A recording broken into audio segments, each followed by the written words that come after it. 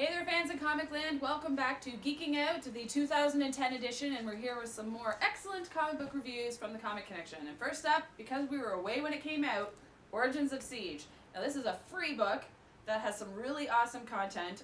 It features a Siege prologue by Brian Michael Bendis and Lucio Perillo, in which we see Norman and Loki plotting the expulsion of Asgard from Earth. And then there's a preview of Siege number 1, which shows you who Volstagg is, but we're still left to question who is he really, and what's his role in Siege going to be, and what's the incident that's going to start this whole thing rolling.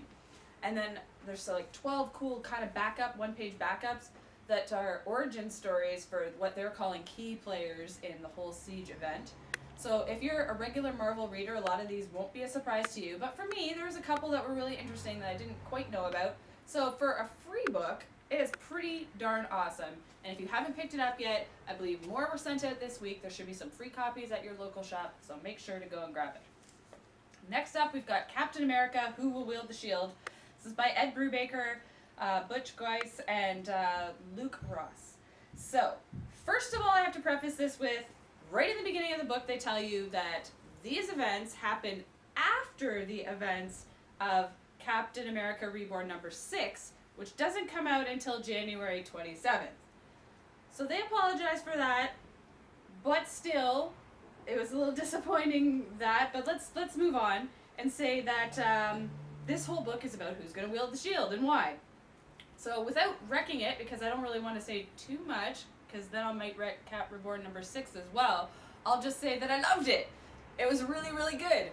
It's unfortunate that this came out before number 6, but, you know, Brubaker is continuing to make Captain America one of the best books in the Marvel arsenal. You won't be disappointed by this book. You perhaps might not want to read it till after January 27th and hold back so that it doesn't wreck the whole story for you. But other than that, go out and get it. Just maybe wait to read it. Okay, next up we've got some books that came out this week. Amazing Spider-Man presents Jackpot number 1 of 3. This is by Mark Guggenheim and Adriana Mello. So in this one, the original Jackpot returns to the superhero business, and her first challenge is a bad guy called Boomerang. And in the process, she sort of runs afoul of a dangerous man lurking in the shadows, and a rookie mistake that she makes could have enormous consequences for her later. So I gotta say that I kind of like this book. The art is beautiful, and while the story plays up the whole with great power comes great responsibility angle up to the hilt, it was still pretty interesting, and Jackpot is an interesting character. At least I hope that she's going to become an even more interesting one. And because, you know, we love the female superheroes and we have to have some good ones. So hopefully this will turn out to be that. Next up, we've got Marvel Boy, the Uranian, number 1 of 3. This is by Jeff Parker and Felix Ruiz. So, this book is set in 1950, and costume crusaders have sort of gone by the wayside. There's not too many of them around working. People are kind of happy about that.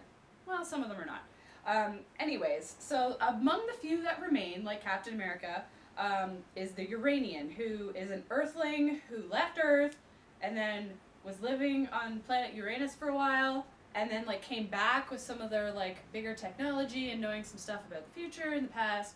And so he's returned to, fight the good fight, but on Earth, or so it seems. And then there's a couple of backup stories, original Marvel Boy appearances and stuff. So, what I gotta say about it is that I didn't really like the art at all. That didn't really help the book for me. But the story was okay. I kind of like the whole transplanted Earthling, having different experiences and then coming back to sort of fight the good fight on Earth because it's worth it for some reason, right? So, if you're looking for a new superhero book to try out, this might be the one. See you next week. Hey folks, Jim here with this week's comic reviews. First off, Happy New Year and welcome to a new season of Geeking Out. First up, we got Vampire Hunter D, Volume 4, written and drawn by Saiko Takaki. And in this one, D comes upon a floating city and soon finds it is infested with vampires. And D finds out the city holds many secrets as most of the city slowly becomes the undead. Another really good issue, trade paperback of Vampire Hunter D. If you're a fan of the book series, this is a great manga adaptation of those stories. If you're a fan of Vampire Hunter D, this is a must.